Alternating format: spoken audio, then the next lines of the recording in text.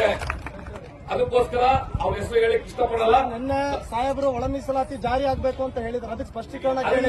ಓಲೈಕೆ ಮಾಡಬೇಡಿ, ಓಲೈಕೆ ಬೇಡ, ಓಲೈಕೆ ಬೇಡ. ಇಲ್ಲಿ ಎಲ್ಲದ್ರ ಬಗ್ಗೆ ಮಾತಾಡಿ. ಮಾದಿಗ ಸಮಾವೇಶದಲ್ಲಿ ಒಳ ಮೀಸಲಾತಿ ಜಾರಿ ಆಗ್ಬೇಕು ಅಂತಾರೆ. ವೇದಿಕೆ ಬಂದಿದ್ದೀನಿ ಹಂಗಾರೆ ಬರ್ದೆ ಹಂಗೆ ಓಡೋಗೋದಿತ್ತಲ್ಲ.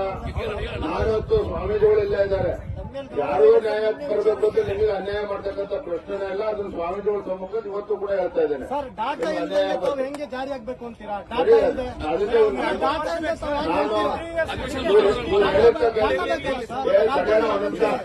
ಇವ್ರು ಹೇಳಿರ್ತಕ್ಕಂಥ ಪಾಯಿಂಟ್ ನಾನು ನೋಟ್ ಮಾಡ್ಕೊಂಡಿದ್ದೇನೆ. ಅವ್ರು ಹೇಳಿರ್ತಕ್ಕಂಥ ಸೆನ್ಸಿಬಲ್ ಆಗಿದೆ. ಅದನ್ನ ಮಾತಾಡ್ತೇನೆ ಅಂತ ಹೇಳ್ತಾ ಇದ್ದೀನಲ್ಲ. ನಮ್ದಿಷ್ಟೇ ಮಾನ್ಯ ವಿಜಯ್ ಸಾಹೇಬರು, ಮಾನ್ಯ ವಿಜೇಂದ್ರ ಸಾಹೇಬರು ನಮ್ಮ ಸೇವೆಗೆ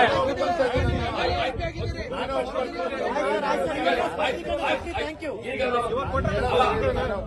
ವಿಜೇಂದ್ರ ಸಾಹೇಬರು ಯುವಕರಿದ್ದಾರೆ.